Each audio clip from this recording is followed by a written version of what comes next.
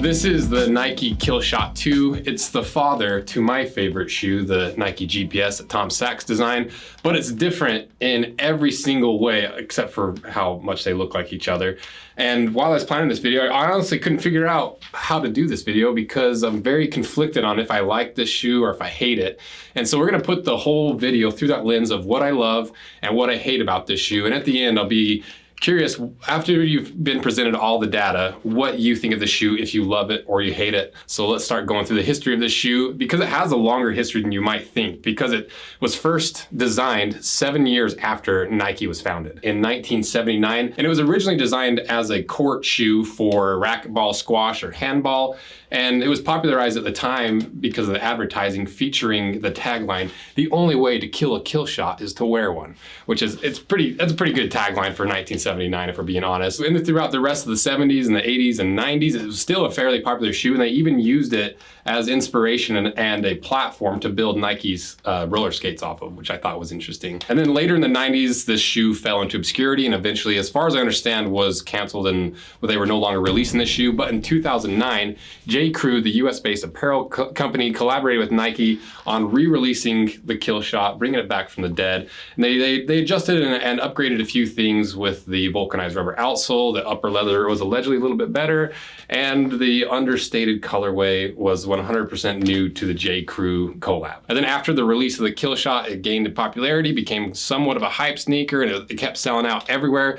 Basically for the next 11 years, up until 2020, when J. Crew filed for bankruptcy, which inevitably released the design from that collaboration. And you started to see the Killshot show up on Nike shelves. Nike continued to release more and more colorways and more drops. And so now the price of them are a lot more affordable. They're not inflated like crazy, and you can actually get them below retail, which is completely different than what it was 5 years ago. I'm pretty terrible at skincare, but as I've gotten older, I'm like, maybe I should start taking care of my skin and have a skincare routine because I'm starting to see the effects of my negligence. So when Tej Hanley reached out and wanted to sponsor a video, I was kind of interested because it's skincare. You know, I want the effects, but I don't want to deal with skincare. But the thing that really made Tej Hanley really stand out is they have a leveled system that has different options and different things, and it's all personalized. But most people, I think, go with a level 1, where you end up with a daily wash to get rid of that dirt and grime that you built up on your face from working. It comes with an AM moisturizer that has SPF 20 to combat the rays destroying your face. And it comes with a PM moisturizer to help your skin stay healthy and hydrated throughout the night so you wake up glowing. And my favorite part of Tej Hanley is that every single box comes with an instruction card,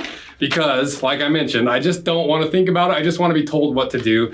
And it comes in these little bottles. They're easy to manage. They're clearly labeled, and it has everything you need to take care of your skin. They have over 5,000 5-star reviews on their websites with testimonials. They've been around for quite a while, and they have a proven track record. And as a member of Tej Hanley, you get benefits that include 20% off the retail price, ability to customize your box, exclusive monthly deals, pause or cancel anytime, and free shipping in the US so that you don't even have to worry about it. It just shows up at your door, follow the instructions, put it on your face, and just be done with it. And because Tej Hanley is sponsoring this video, all you gotta do is click the link in the description and you can get 30% off your first box plus a free gift. So don't miss out on this great deal to actually take care of your skin for once in your life. So check out the links in the description, and thanks again to Tej Hanley. So now I'll start going through the details to see if it was all hype that made this shoe popular, or if there's something about the construction that made it really great, and start going through what I love and what I hate about the sneaker. Starting with the leather first, and to be honest, it's pretty terrible leather. Even just the thicknesses, the suede that wraps around the shoe is only 1 millimeter thick. The upper leather is 1.3 millimeter thick, so even thicker than the vast majority of Nikes that we've cut apart. And the temper of the leather, not that it's a bad thing, is a very soft and malleable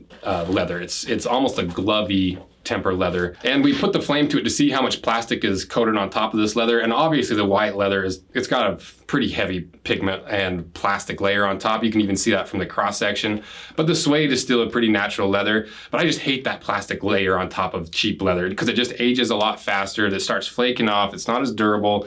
But at least it does have some of that grain in the cross section that will help it be a stronger leather. But we also burn the swoosh, which is not leather. It's pretty clearly fake leather. And this back Nike panel is fake leather as well. And I don't know why they don't just do it all out of leather. You know, saving just a little bit of money here and there kind of drives me nuts with these kind of sneakers. So what do I love about this leather? Honestly, not a whole lot, but I do appreciate the fact that they use the suede around the high wear areas, very similar to what we saw in the GPS. But other than that, the thing I hate about this leather is it's just terrible. It's the absolute worst version of Nike's leather. We've seen it on a lot of different shoes. I hate the fake leather, and it's just really thin, which really doesn't add a whole lot of flexibility. If anything, it just makes the shoe more prone to wearing out and wearing holes in it and being an unusable shoe a lot faster than if it was just a little bit thicker. Next to the lining, so this is a very basic lining. You know, it's some of Nike's cheapest lining material. There's really nothing else to it. It's just like a very simple fabric. Nothing really going on the heel counter cover like we see in the GPS where they have that high wearing material at the heel. So what do I love about the lining? I like that it's really basic and thin. I love that they don't have a whole lot of padding around the collar. I just don't like really big puffy shoes. But as for things I hate that Nike just always defaults to using the cheapest materials. And I don't like the fact that there's no protection around the heel for that heel slip that eventually always wears a spot through the heel in your cheap sneakers, because that will definitely happen with these. And next, if we look at the insole, this is just Nike's absolute, once again, cheapest insole. There's really nothing special about it. It has that contact adhesive on the bottom, but it's just a flat, basic foam insole topped with a little bit of a terry cloth. So the absolute bottom of the barrel option for Nike. And underneath, you can see, once again, the absolute cheapest lasting material. It's just like that non-woven, almost like fiberboard lasting board. And you can see right through it, actually. You can see the honeycombing on the outsole, and you can feel those big voids underneath the heel. So what do I love about this?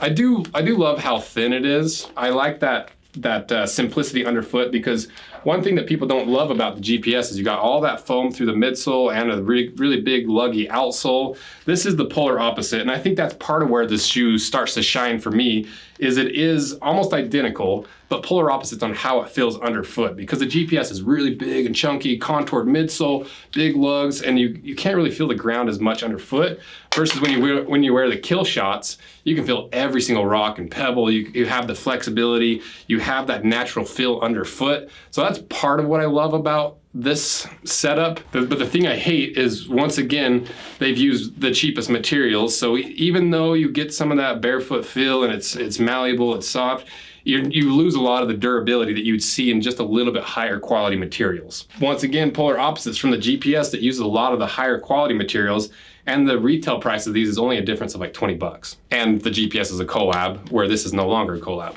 And then if we move to the midsole, there's absolutely no midsole, and I can almost see right through the shoe. And then if we look at the outsole, we basically covered it. You have the honeycombing in the heel. It's a really thin outsole. It's flexible. You can like push your hands through this shoe. You can bend it like a taco pretty easily. It's just a very soft and thin outsole. So for all the reasons we talked about before, I love the fact that it's thin. You can feel everything underneath your foot, but I also hate that you can feel every single rock you step on. You can feel even the cracks in the sidewalk. It's so thin. There's so little underneath your foot. And we did a durometer test on it. It comes into 60 Shore, so it should be fairly durable and grippy. And we did a puncture test just out of curiosity, and it took 53 pounds to puncture through. So you gotta be careful what you're stepping on, especially when you don't have a whole lot between you and the ground, but it is a sneaker. And then finally to the construction. So this is a vulcanized construction, which means they use a foxing tape that wraps around, combining the upper to the outsole as they throw it back in the oven for final curing, where it actually cures the rubber together instead of gluing it, which I honestly don't know what the benefit of a vulcanized construction is over a cup sole, except for the price savings for the brand. People talk about with like skateboard shoes how you can have more board feel and you can feel more underneath your foot, but I really don't think that's true, because there's varying thicknesses of cup soles and vulcanized. But every time I have a vulcanized rubber shoe, it always separates. And I've never had a cup sole separate. And so for me, I do love the old school vulcanized like Vans and Converse way of doing things, but I basically hate everything else about vulcanized shoes from my experience, because they just fail sooner and you really don't get them for that much cheaper. So you can see what I mean by the love-hate toxic relationship I've started to have with this shoe, because it really does make a great counterpart to the GPS, where you got a big chunky, you can't hardly feel anything underneath your foot, it's contoured, all these things, and then you have the simplified minimalist version of the GPS that you can feel everything underfoot, it's natural, all this stuff. But I don't think that was on purpose. I think that was somehow just a positive unintended consequence of how much Nike cut corners on this shoe to get it to a certain price for potentially that J. Crew collab. And after that collab, it kind of feels like all they did was, instead of dropping the price back down, since they're no longer paying J. Crew for the portion, they just kept the price where it was and reaped the extra reward and margins from that collab moving forward. But we haven't cut it in half yet. Maybe there's something hiding on the inside that might change my mind. So let's cut them in half and see what's on the inside.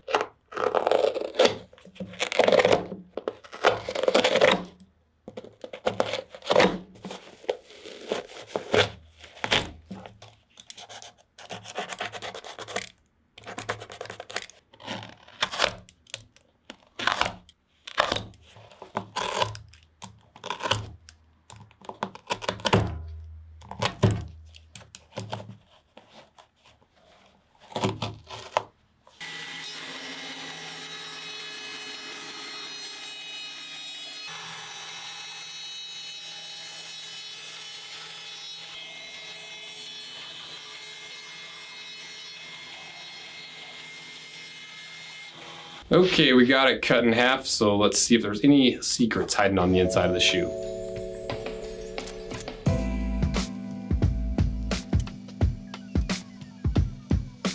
So really not a single surprise at all on the inside. It's exactly what we expected. You see the columns, you see how thin everything is and how cheaply everything is put together. But there is one nice attribute. The counter isn't the cheapest Nike counter. It's a nice rubber counter that's not nearly as fragile as some of the other more like composite or like harder plastic counters. So at least there's one good thing there. So overall, I think this is a very cheap sneaker made out of very cheap materials in a very cheap way. But it's part of the appeal of the sneaker because that's what gives you that simple, flexible upper, the close to the ground feel underfoot, and the lightweightness and the low profile look of the shoe is almost more important than anything because it is a very low profile shoe, especially compared to the GPS. Very different. But are they worth the price? Because the price of these are all over the place. You can find them for below the retail price at like $60. Other websites are way above retail. And so the whole sneaker market seems to be just as confused about this sneaker as I am. They can't quite figure out, I think because of the death of J. Crew, everyone's still trying to find that equilibrium of how much should they be, how much should they cost, how much hype should be around them, how many drops are they actually doing? Is there enough scarcity to justify making these a hype sneaker on these resale sites to try to make some money off of it? Or is it just a thing where we need to liquidate them and get that inventory out? I think since the stranglehold of J. Crew has been released on the Killshot, everything's just up in the air and it's just in disarray and people really can't decide if they love it or if they hate it, if it's going to be something worth investing in or if it's just another garbage sneaker. And the thing that bums me out is this really could be the perfect companion sneaker to the GPS or just a great, flat, versatile, simple sneaker, but Nike just cut so many corners that you end up with a sneaker with lots of potential that doesn't live up to hardly any of it. And it really is a bummer that Nike just does this over and over and over again. And I understand why they do it, you know, it's because they're all about margins. They're all about, most people aren't gonna wear these sneakers out. The majority of people are gonna buy them, wear them a few times, and they're gonna end up throwing them away. They sit in the closet for a few years. And so they're making products based on how their consumers consume their products. But at the same time, I wish that Nike would take the higher road and make their products live up to the standard and quality they could be built at, instead of making their products for the lowest common denominator consumer who's just gonna throw these sneakers away in a few weeks or months. So now that you've heard the good and the bad and ugly, let me know what your thoughts are on this sneaker. Do you love it or do you hate it? Just put it in the comment section, because I really don't think the comments make that big of a difference with the video's performance. So it's not just a cheap ploy to get you to help the video out, even though you could help it out by liking and subscribing. But I'm mostly just curious what you think of the shoe after you've seen all the data, because I really come away from it where I'm like, if I could find it for $60, I think I would buy it. But for anything more than $60, it kind of feels like you're getting cheated because of how they just gobbled up the margins from the previous J. Crew collab. So let me know what you guys think, and thank you so much for supporting this channel. I love doing these sneakers. I love finding these sneakers that just seem kind of boring and really digging into it and digging into the story and the history and finding a unique angle and a unique way to look at these sneakers that you probably have never seen on any of the other sneaker reviewing platforms. And that's my favorite part of this. So thank you guys so much for supporting them. So check out the links in the description, and thanks again to T-Channels. See ya.